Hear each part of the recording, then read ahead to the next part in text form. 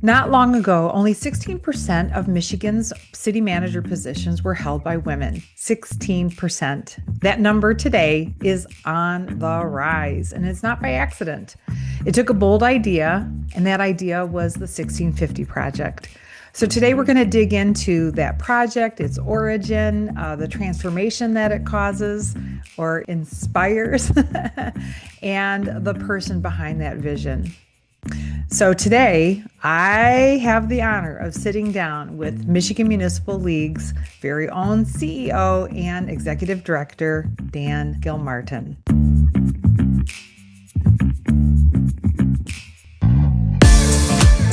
This is the Charging Up Leadership Podcast, and I am your host, Heidi Fry. This podcast is all about energizing you from the inside out, inspiring you to plug in, light up, and just be the best version of yourself in how you live and lead. Welcome to the podcast, Michigan Municipal League's very own Executive Director and CEO, Dan Gilmartin. Okay, well, welcome to the podcast, Dan Gilmartin. Great to have you here. Glad to be here, Heidi.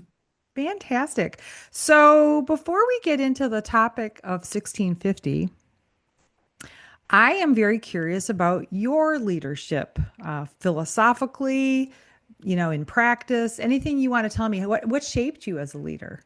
Hmm.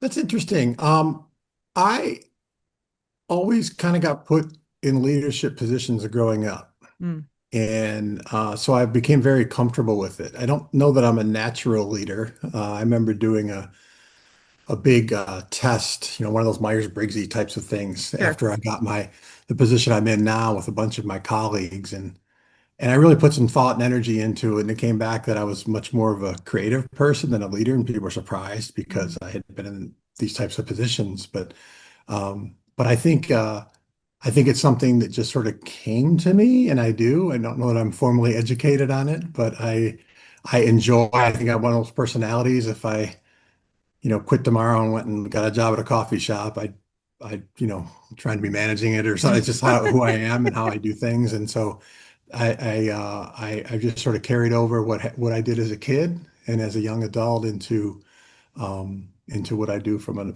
organizational standpoint now. And I've obviously learned a whole bunch of things along the way and got a lot of training and everything else on it. But I think it's something you're sort of comfortable with or you're not. And if Yeah, you're right. comfortable with it, you can kind of take that and put that onto other people. And it's been interesting.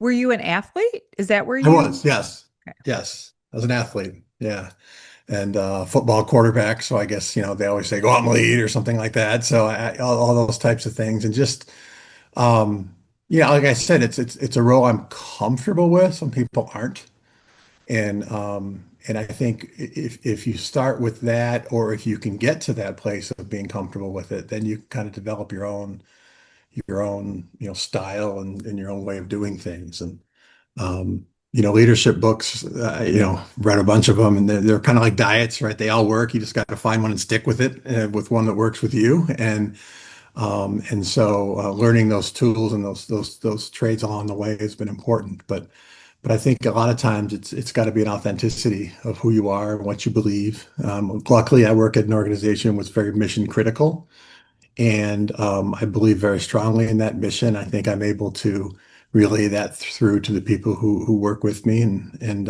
it's been fun. That's terrific. You already said so many words. We could just go off on that Hmm. tangent and forget about the program. Congratulations, because you've had what, over a 20-year career at the league. Yes, And crazy. it is crazy. So Phyllis, so back to that idea of what is it, how does it show up in the day to day? Everything that you learned, you're comfortable, right? How does that impact the culture, or what is the culture, or you know what I mean? You Yeah. are the culture.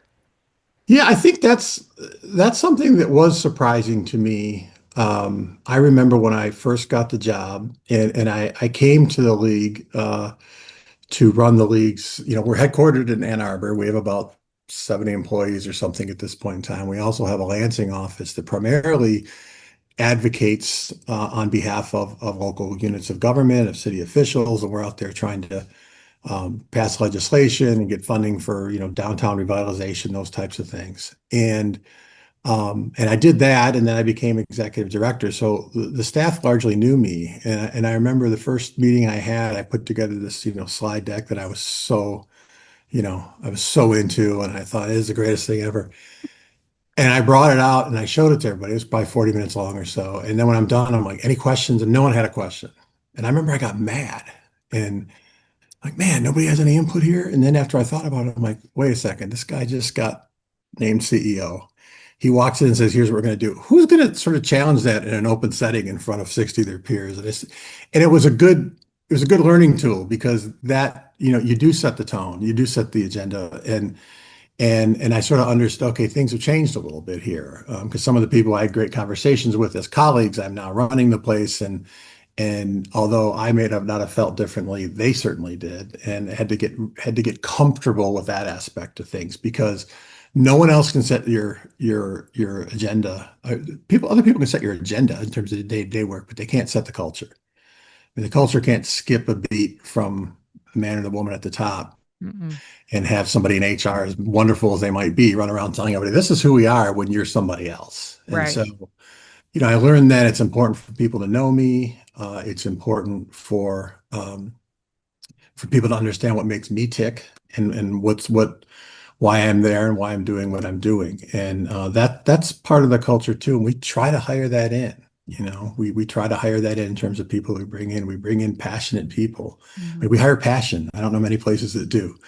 But anybody can put their best suit on and show Mhm. up at an interview and say, what's your biggest downfall? I work too hard. We can all do that, right? And so it's always a crapshoot in terms of who you bring into your organization. But we've developed ways to sort of figure out who's passionate about what we do in their own way, and who's passionate maybe about the state of Michigan or about the place they live, and so those are the people we bring in, and we sort of all feed off that and all the work that we're collectively doing around that mission. I think it's a really important thing. It always has been a really important thing, but I think it's even more so now when so many people are looking to work in the fields that make them tick. And we have that. We have something like that. So we try to play the best that we can. You've really tapped into something special. When I was in the recruiting world, I found that most hiring authorities hired based on the paper, the resume. And there Right. were two other components that were, in my opinion, way more important. One was the connection with the hiring authority. And then the third one was the one that was least acknowledged and the most important, and that is, a fit with the organization. And it's that intrinsic piece Hmm. of you. Is there culturally a fit? So that's really great. I'm glad to hear Yeah. that because I will say back in the day, I called on city government like many years ago. And it was, in my view, kind of like slow moving and not very exciting. So when I met people at the league, I was like, holy wow, this is one dynamic organization.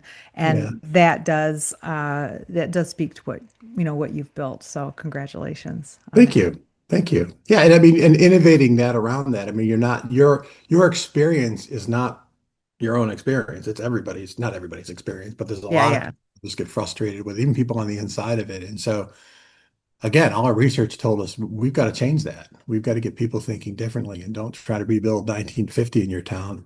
Try to build for 2050. And Right, it's a right. whole lot different what drives people and businesses and visitors to communities now than what might have in 1950 or whatever date you want to pick. So that's something we sort of take on with that innovative approach and trying to get people to change their how they think, what they do is something we lean into. And again, you do that with people who care about it. They don't do that because I'm Right. standing over your shoulder and hitting you with a ruler and saying work harder. But if you really care about something, and we have an organization, I can give you the authority and the tools to go out and be your best self in that environment. I think that really is what makes people happy in their work, and I For think what sure. gets great results. So that's the goal. So, speaking of innovation, you Mhm. brought this really great idea. And from what I understand, you started with the title. So, tell me about how I think you were at a national meeting maybe, and Yeah. you heard some things and it lit a fire in you. Tell us about that spark. Wow. much time to have? It's so when people who aren't in local government, I imagine most people on this listening to your podcast aren't in this sphere. Mhm. So, you have a tendency to know about local government from TV, right? The mayor, and the mayor is usually some big star on some role on a TV show or in a movie, and they're all powerful, and that's not most cities. 95% or so of the local units of government in Michigan are part-time, largely volunteer council members who hire a full-time city manager or village manager, or county manager, township manager, whatever it might be, to run the day-to-day operations of the community. It's called a weak mayor form of government. So your council also basically acts as your outside board of directors, if you will, and they try to bring the flair and the culture of the community to the boardroom, if you will, or to the council chambers, and they hire a manager in who's usually tenured in these years, maybe has a master's in public policy or public administration, has worked in other communities, that kind of an individual who comes in and runs the day to day and does all the work that you see a community doing, revitalization in the downtown and parks and recreation and Mhm. clean water and all that good stuff. And so that position obviously is a very coveted position, a very important position. And I was at a conference, and it's always been women have always been underrepresented in that profession. If you go to a meeting, I think you've been to a few of those meetings where there's three or 400 people in the audience who are city managers. You'll find, half a dozen women or something sitting in the back, and it's just like it was always odd, but very patriarchal, if you will. And so, I was at a conference, and they were putting some numbers up there, and they had said that 16% of city managers, actually nationally, I think it was 18% at the time. And then I came back and looked at Michigan. Michigan was only at 16%. So Mhm. 16% of the managers were female. And obviously that means 84% were male. And it didn't surprise me conceptually, but the numbers I thought were kind of shocking. Mhm. And if it was 35 or 40 or something, that would be bad, but you could probably explain it away, I guess, and sort of move on. But 16% says that, half the population, the 50 part, right, that are women, are in some way or another being locked out of those sort of top roles. And the question was why, and what can we do to change that? Because in addition to a lot of the work that we do, we also help cities and other units of government search for individuals. So if a city management position is open in a community, they can hire us to come in and perform a search for them. And I'll be honest with you, folks we were bringing back to them it was not a great pool.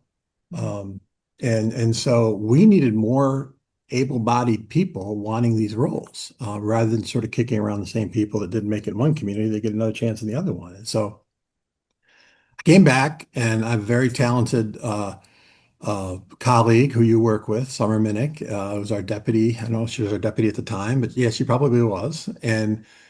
And I said, we've got to do our part to change this. And I thought 1650. I said, that rings, right? I mean, we're at 16. It's really simple. It's really easy. Only 16% of city managers are women, and 50% of the population is. And I think that number caught a lot of people the same way it caught me. It was sort of that doesn't make any sense. And Right. we started down the journey. We started the journey down the path to put together a program to try to change that. And it's been great for us for the last several years. So I'm curious, and I'm sure other people are wondering, that top number 16 is the second in command also 16?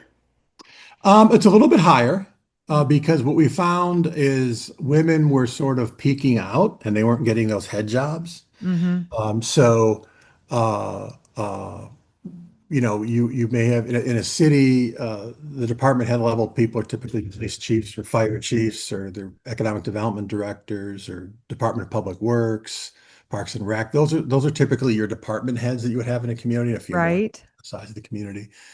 And we saw we saw a lot of female involvement there, but when it came time for council to go out and physically select the individual to run the community, women weren't rising to that level. And we found a whole lot of things that we needed to work on to make sure that we were prepping people and quite frankly, prepping the councils to do that. Sure. Because part of that was mindset, I think, in some Yeah. ways. But Yeah.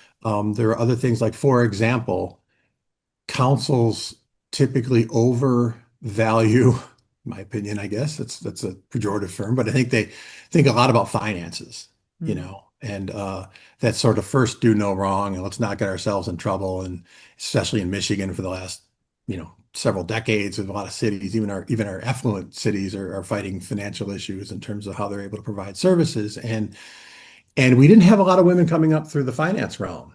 And we had a lot of women in Parks and Rec or in HR or other places. So right away, as part of the project, when we decided to go out there and bring people into this 1650 project on a yearly basis and actually run them through training and exercises and all kinds of other things that we do with them to get them ready for those jobs, we put in a very detailed budget and finance sort of realm of that educational opportunity so that we can catch them up in there so that when Hmm. they're before councils, they're actually able to check that box as well. And that's been something that's been really important. So we've learned tricks like that, and we've helped people in terms of how they present themselves, how they can better utilize their talents to serve the community, and sort of everything in between. You've done a lot of work with them from a leadership and a sort of a executive presence level, I think, is some of the stuff that you've basically been focusing on. That's been fantastic through the years too. So it's a whole cohort of things. And again, from my perspective, I wanted to do this. I gave absolute permission to a few of my top people who cared deeply about this and said, run with it. Let's go figure this thing out. And it's been, way beyond what I wanted to do, or not wanted to do, but what I expected of this. We're up to 24% now. Oh, So yeah, it's great. Yeah, really? absolutely. That's Wow. double. I mean, Wow. or not double. That's 50%, right? And so, Yeah. a liberal arts guy, I got to do my math better than that. But it's great, and it's not just people getting those roles, but we see people getting bigger roles, and maybe it's still a department head role, but it's in a larger community, or it's an assistant in a really big community. One of our graduates of the program just got an assistant's job in third or fourth largest city in Michigan, which is huge, and I think has a good shot at maybe running that community in a few years. So it's been fantastic all the way around. From a gender equity standpoint, it's amazing. It's empowering. As a membership tool, we've got a whole bunch of people out there that feel some sort of indebtedness to the organization and thankfulness to the organization, which is wonderful that way. And then if you don't buy all that stuff and you just want to strictly look at it as a way in which we've now got more people who are qualified and ready and wanting to step into some roles that are really, really important where we were struggling to find great candidates. And so, you can look at it 15 different ways, and I think they're all positive in the end. Well, I am involved in the program and I have seen, I was really impressed with the content from the get-go. When Summer started putting together the agenda, I loved the idea of the transactional, like the finance, the budgeting, how to run a council meeting, right? Right. Together with the bulk that I do, which is the transformational.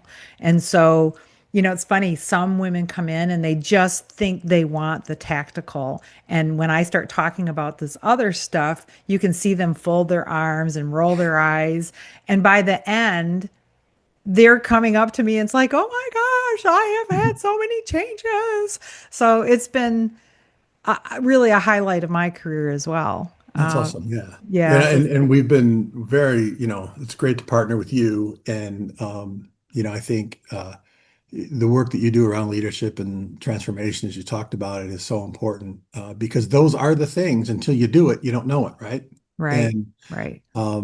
it's one of those, like, public relations. If you don't do public relations in whatever world you're in, you don't miss it. And then you're like, we should do this, and all of a sudden you've created a monster, and you sort Yeah, of never stop yeah. doing it. It's the same way in terms of how you manage and how you present to your employees and the culture you build. And Hmm. I think that's the stuff that they don't teach you in MBA school or wherever you go, and you don't Which even is the learn it. magic, by Yeah, the way. exactly. Yeah. Right.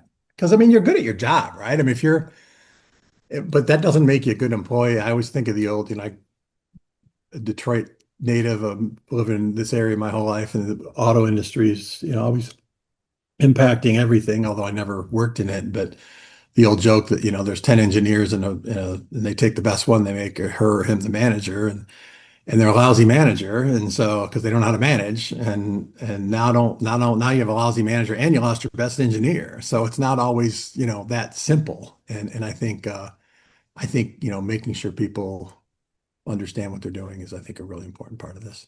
And the same thing applies in sales. You take the Oh top yeah, for sure. salesperson and oh my gosh, it's just, yeah, And they can't manage your weight of a paper bag, and right, and now all your other salespeople are upset, and yes, your top yes. guy or girl is not selling anymore. So Yeah, yeah, exactly. So I'm curious, as that number has shifted, because the number obviously has shifted so much. One, did you know? I think you already said you didn't think it was or didn't know it was going to be that successful.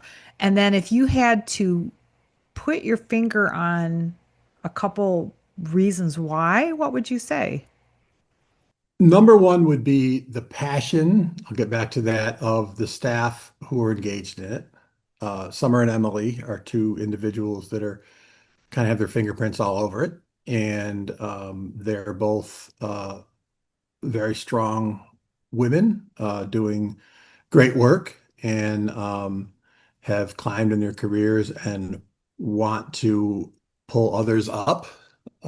Emily's earlier in her career; she's still doing her thing, and but I think there's a lot of generosity there in terms of trying to bring others along, and they saw the same kind of things when they went to meetings, and they talked to, a few of the tenured female city managers who'd been doing it for a long time, that special 16, if you will. Yeah, And yeah. there was some pent up frustration and some things. And so they sort of channeled all of that, and provided an outlet for the senior officials. Most of those individuals became mentors Mm, and were more than willing to give of their time to young people they're trying to pull up. That's part of our program too, is a mentorship program. So you've got somebody who's got 20 years experience that's helping you through it. And so I think that passion and that energy and that drive of those two, and then others in the organization that have helped out a lot, is probably the main reason why this is so good, because it's not necessarily something that anyone asked us to do. right. I wasn't going to get graded on it as a CEO, or it's not, doesn't impact the funding, one way or another. Oh, it does, because so many people wanted to partner with us. Now it actually has become a bit of a funding mechanism for us. But I think that's the most important thing. And then I think partnering, and I'll include you in that. We found so many people in different walks of life that felt the same way about this, or maybe didn't know they felt the same way about this, but did. And we went and found, yourself and the work that you do, and we're able to partner with people in the legal profession and the financial profession, who want to do their part to do this as well. So when we send people through a year long training, which is what the program is, we bring in some of the best and the brightest women from all industries to share. And it's amazing to me the sort of we call it the togetherness, or the sort of one for all and all for one sort Mm, of like a uh, synergy. yeah, there's a huge synergy in it, and Mhm. it's really interesting to watch. So um and to be a part of. So I think those two things, the partnerships and then the leadership in terms of what people are able to do. And I'll get back to the word passion, which I think sometimes Yeah. city or managers run away from, but there's a lot of passion there. And Hmm. just as an organizational leader, I'll tell you this too, who has responsibilities, way beyond this program. The Like I said, the personal connection that the organization has made with a whole bunch of really smart people who are ascending to really important positions in our world is an extraordinary piece of information, or piece of data as well, because you can't buy that kind of a buy-in, if you will. And I think Right, that's a really important thing. So right. it's been a great program. It's been a Hmm. great program. Well, from my perspective, it has as well. So I'll tell you, I was in, we can call me naive, right? I Me too. I knew what was happening in Michigan. I had seen the growth, the transformation, the ahas. And it wasn't until I was in New York, upstate New York, at the NICOM conference. I had done two talks, and after the first one, you're doing your thing, right? And Right. you don't expect really to meet anybody up there. And I had these women, well, women and men, but mostly women, coming up and talking to me afterwards. I was like, okay, yeah, that's cool. And that was great. And then the next day, they showed up again for the second talk. So it wasn't one talk two times, it was two Right. different talks. Right. And they came up, and then afterwards, it's like, "Hi, can you take a picture with me? And you changed my life overnight. I had a conversation that I've needed to have for years." And it was, so, in other words, I did not understand the bigger need. I saw it as just a Michigan thing. And I thought we had a room full of people who were doing their work and were growing, they were transforming. Right. And then that situation made me see the systemic issue, and it And was that huge. systemic issue was what? The systemic issue, I would say, is, well, we can call it a glass ceiling. And the Okay. glass ceiling, most people think is an outside thing, like it is put upon me. I am not able to rise because of this glass ceiling. And I would say there's an internal glass ceiling as well. Yes. And right. And it's a Yep. mind, you used the word mindset earlier. It's a mindset, and the transformation comes from them thinking outside of what they've known and opening up and removing barriers and having different perspectives and thinking differently.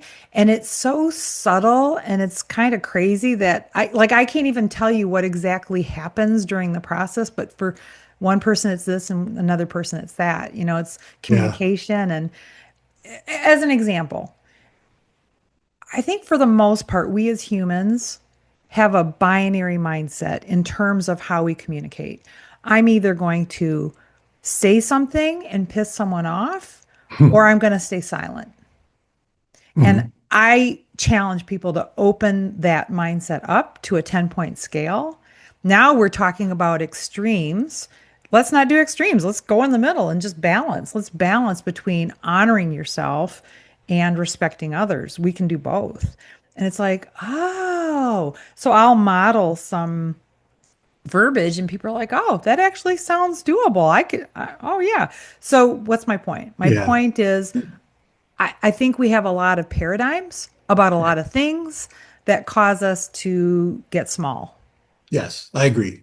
And we saw that even more pronounced amongst, and maybe this is a gender thing, I don't know. This is where Yeah, you yeah, you're mentioned right. You're right. more Yep, pronounced amongst women. And I yep. mentioned budgeting and finance earlier. And it was really interesting because we did a lot of deep dives to really try to figure out why is this the case. There are some easy answers, and a lot of times these answers are wrong. So we talked to councils, we talked to individuals, we talked to candidates, we talked to people in the profession, and really looked deeper and broader at all these things. And one of the things was on the financial lines is the women candidates almost apologized for not having acumen. And so if you had two interviews up there, the male candidate would go up there without any financial acumen and say, "Oh, it's not my bag of tricks, but I'll hire a deputy that understands the stuff, and I'll have the deputy come to the council and give you a weekly report, and everybody fine. Next question." And they just sort of moved on. And they'd ask the female candidate, and she spent 10 minutes apologizing for the fact that she actually is a Parks and Rec person and doesn't know finance. And the interview's over, right? And the decision's made, and they're going the other way. And we found enough of that to see it as a real thing, not just an individual issue. It was sort of something that went beyond that. And maybe even councils were holding them to that higher standard that they were blowing past something else on. So it's important to see that. I agree with you. I think the mindset in general is something. I actually think it's a peninsular thing. I talked about this all the time in Michigan because we've been under such heavy financial stress, if you will, as a state in terms of the automobile industry and the manufacturing industry largely changing and agriculture and other things, and we've sort of been in this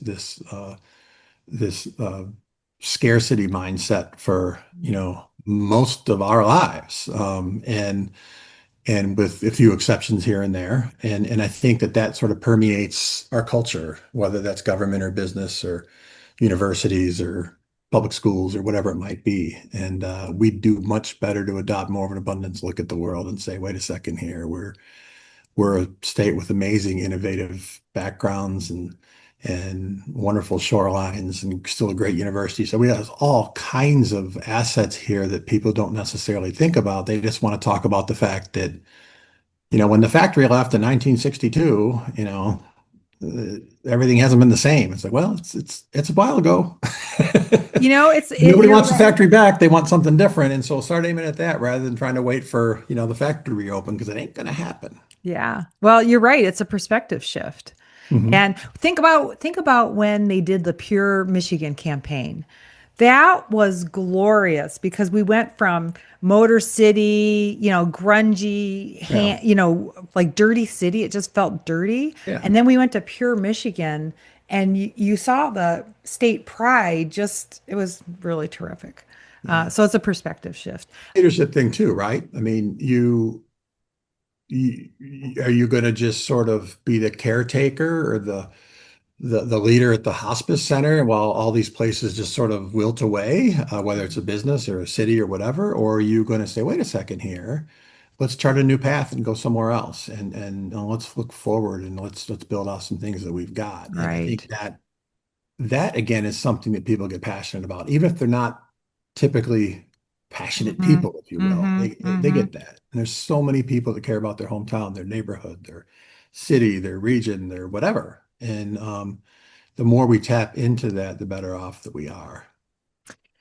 Something you just mentioned about the interviews. It's Mhm. interesting because in the program, we dare to talk about gender and how gender communicates. So just to fill that gap, when you look at the spectrum, male for the most part, and it's a generality, they are on the end of assuredness, right? And on the other end of the spectrum is doubt, certainty and doubt. And women tend to hang out on the doubt side. So you can have a guy that's maybe 25% confident that he can get it done, to your point, and he says, yeah, sure, I got this. Yeah.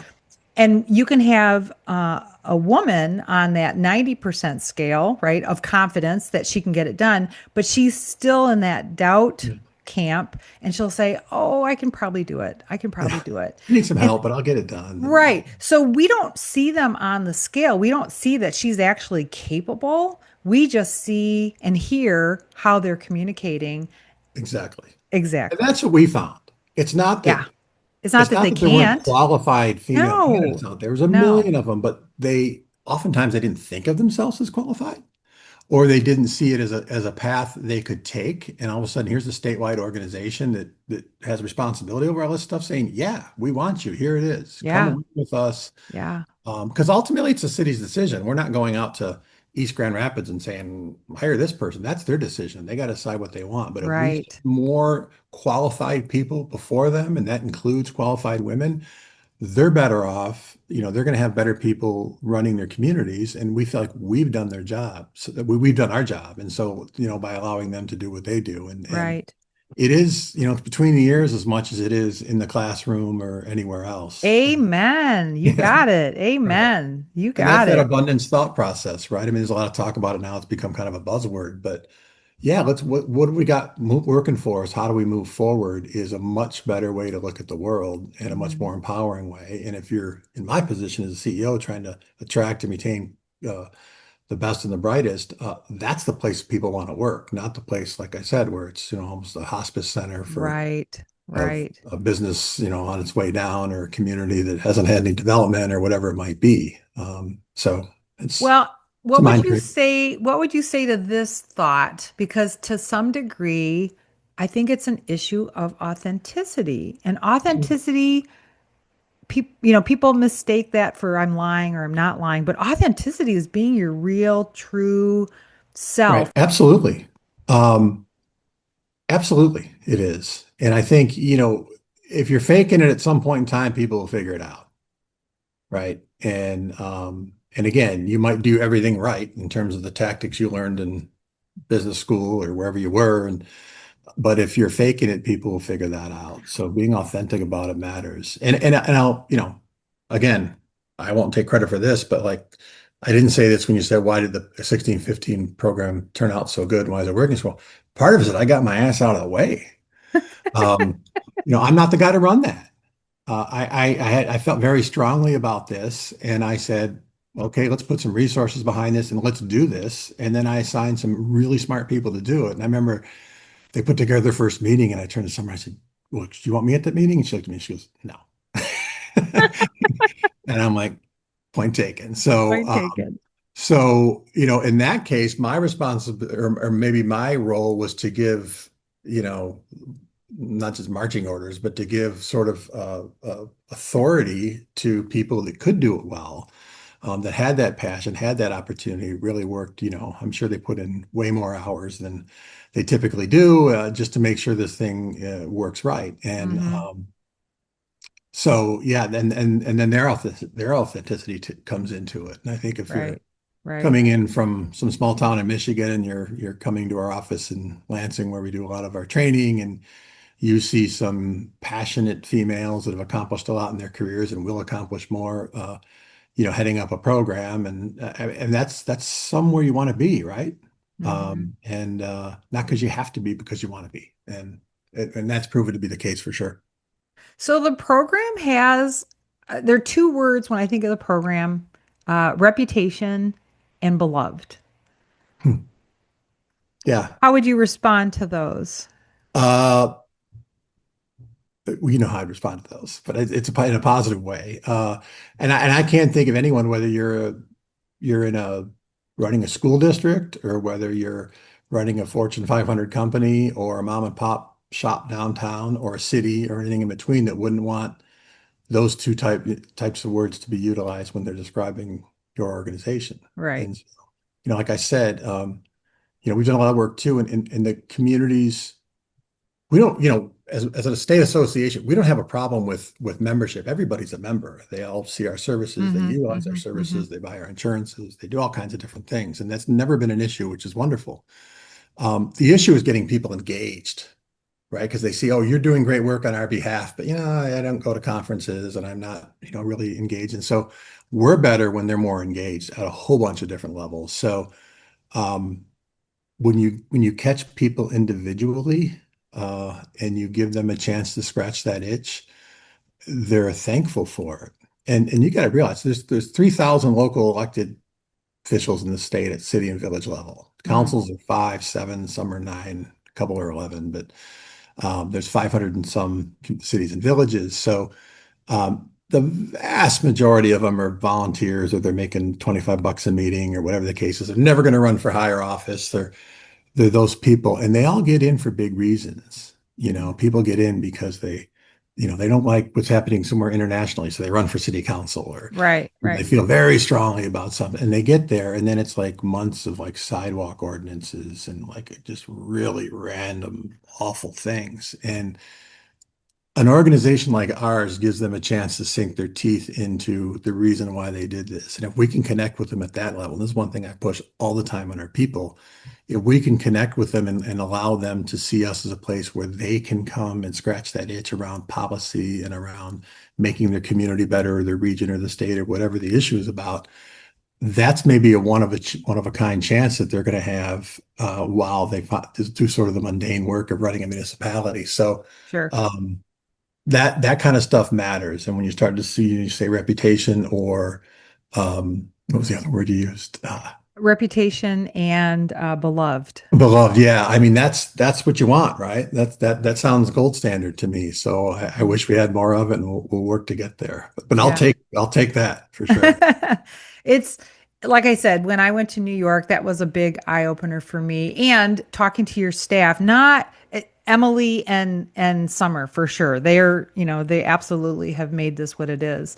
Yeah. Even the other people that are working behind the scenes, this is their favorite program. Yeah. And why is it their favorite program? Is it because it's running and the numbers are going up? No, it's because they see what's happening in the room, right? So yes, it's beloved. internally, it's beloved externally. And I have to say, I went to the Women Leading Government site recently and Okay. looked at all the states that are really engaged in their Hmm. own separate chapters. And 1650, with the logo, everything, it definitely stands out. Right. So, Yeah. Yeah, we're congrats. proud of it. And a lot of other states are adopting similar type programs. And it's been a steady, role of states coming through to look at what we're doing here and try to Mm. copy it in their own way. And we're really Mhm. proud of that. And you should be.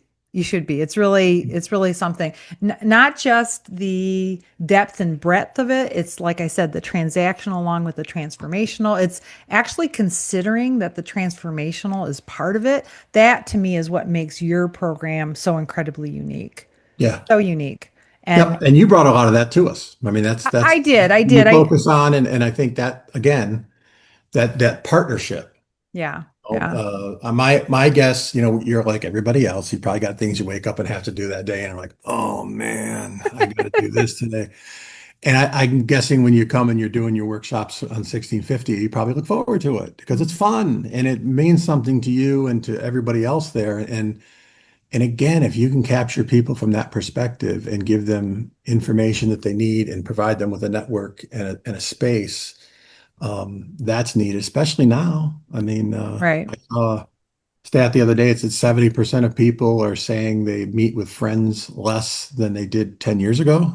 Um, so a lot of this is the camaraderie people build with one another, and you now know somebody 50 miles away who's going through this in the same career path, and you now have someone like yourself you can call on for guidance and expertise, and you've got Summer and Emily and the team back at the office. They're there to help you, and man, that matters. It's always mattered, but it really matters now because we've sort of gotten away from some of those stuff societally. So yeah, it's exciting. It is exciting. And I will say again, my exposure to government right now is through MML. I mean, you know what I mean? That's the through this program, through the The women. funhouse mirror that is the MML. So Right. Well, I don't know about that, but I love you guys, but that's a whole different story. I'm deep, deep, deep respect. thank you. That being said, this is my perspective. And so when I am in these meetings and I hear women saying things like, I should have had this conversation 10 years ago, and because of this thing we talked about the last meeting, I'm talking about it. So the gift to me was when Summer went from we just want you for one segment. Mhm. We want to plug you into all four segments. So to be able to come back and have like a thread, it's been very Yeah, fun. It's been very yeah. fun. And again, that's all the design's all on the team. It's like that's Yeah. what I said. I got out of the way, and Hmm. my goal or my responsibility was to say, "Hey, this is a really good thing. Let's sink our teeth into it and put some smart people on it, and say, Right. I got your back. Go do something." And they've done it. And we now have a program that isn't a one-time come in and hear a lecture and go home and maybe you get something out of it. That's fine. People do that. I go to those things once in a while. That's okay. But this is really trying to create a whole ecosystem around, improving the lot of city management and providing Hmm. some long needed gender equity into the situation. And it's been a really cool thing.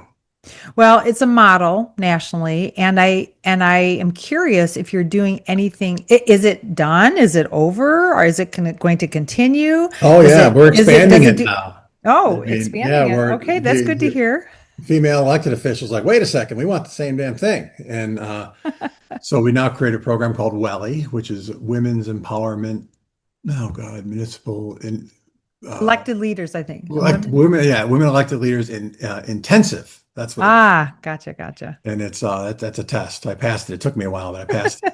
But it's similar type training for females that are in elected office, who've talked about some of the same hurdles they need to jump over and Barriers. exactly, Mhm, barriers. That's what I mhm, talk about. So mhm. they've been asking for it for years, and we finally got the 1650 to a point where we feel like we can continue on with it and continue to bring people into the system. We always have more people that are interested in getting in, sometimes more than we're actually able to take on with our own resources.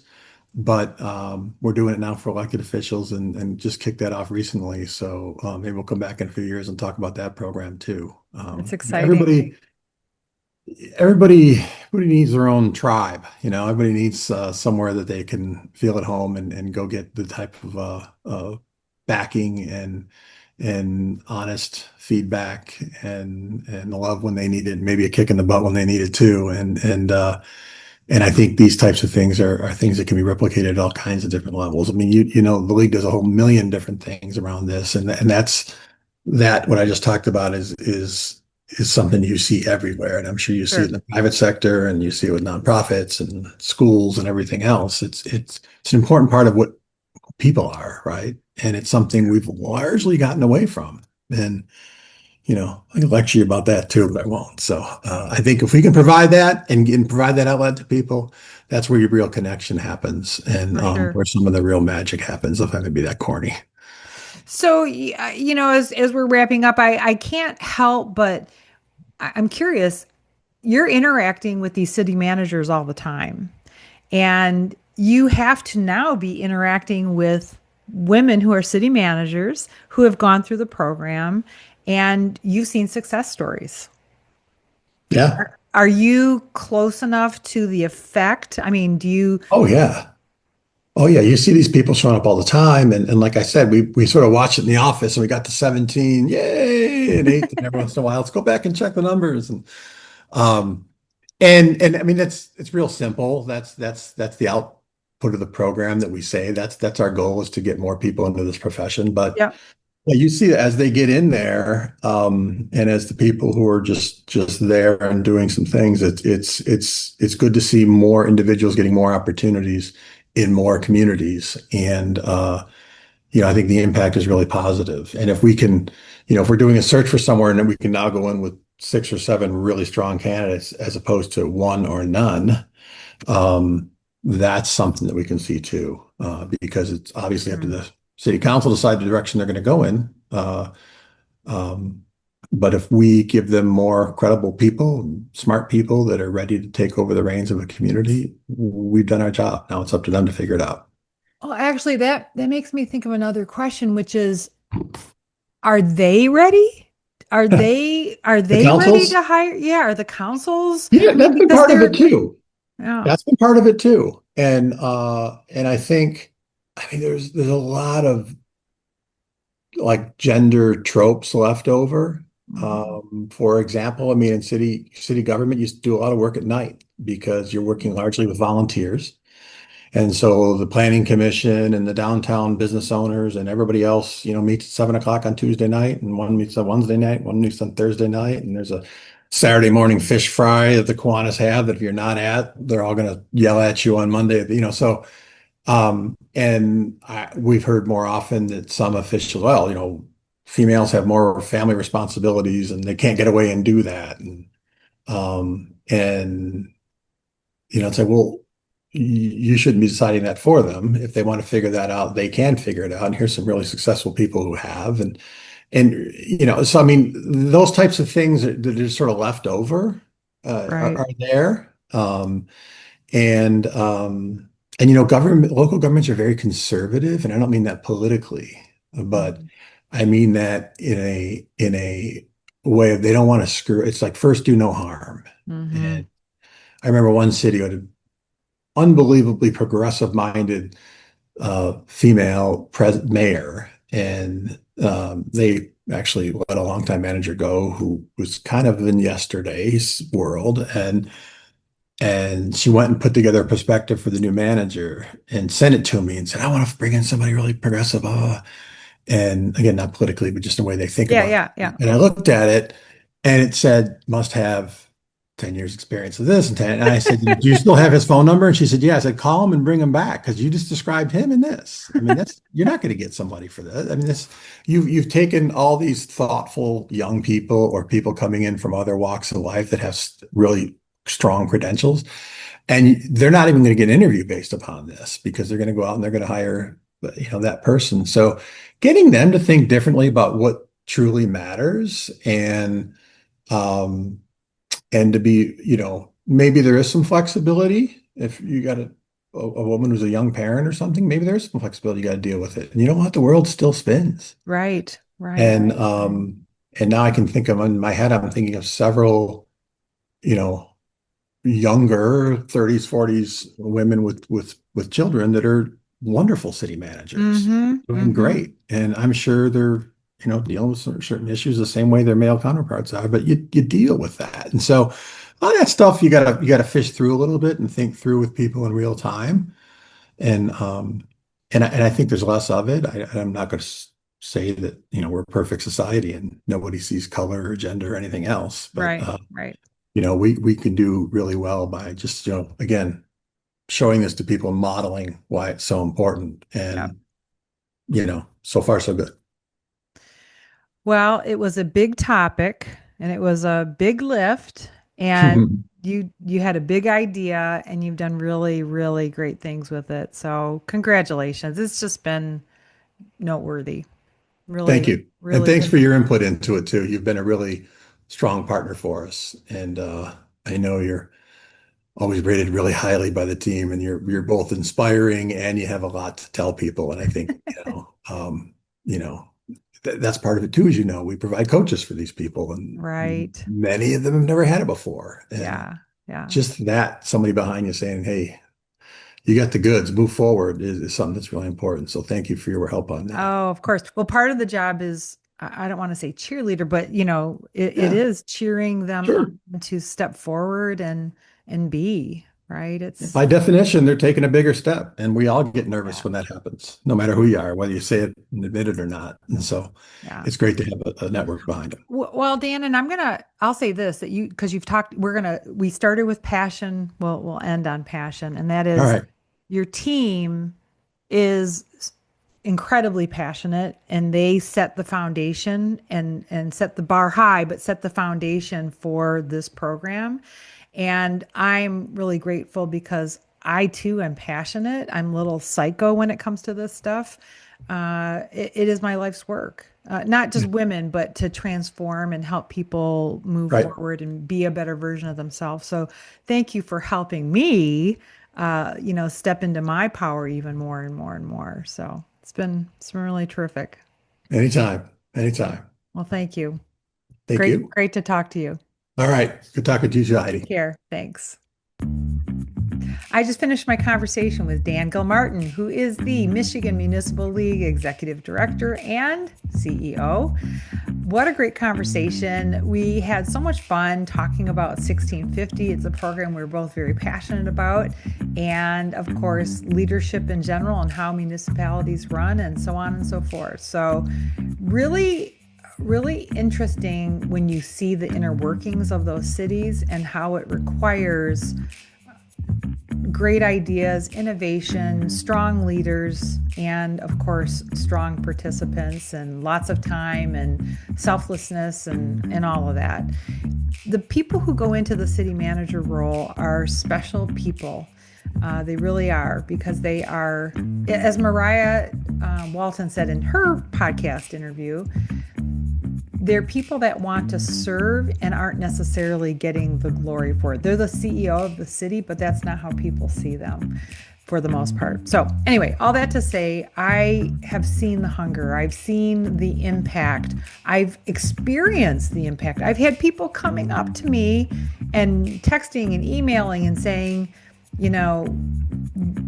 my part of the program or the transformational part of the program was life changing. And how special is that? Definitely my life's work, right? Is doing coaching and development for sure.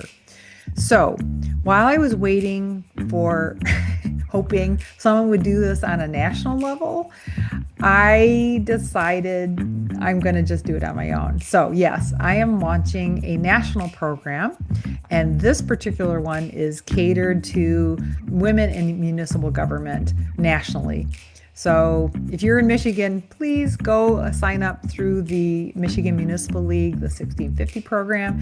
Nationally, reach out to me, Heidi at upwardsinc.com, which is HEIDI at UPWORDSINC.com. and I will happily send you the information. I would love to have you be part of the program. It is going to be amazing. Looking forward to it. Thank you.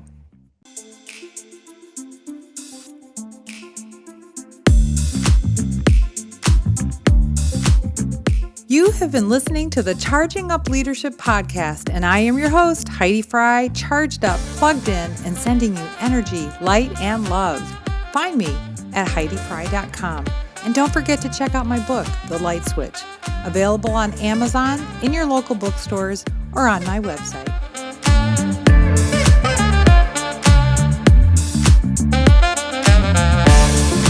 The Charging Up Leadership podcast is created, hosted, and produced by Heidi Fry. Theme music is by Yevchen Anoychenko from Pixabay.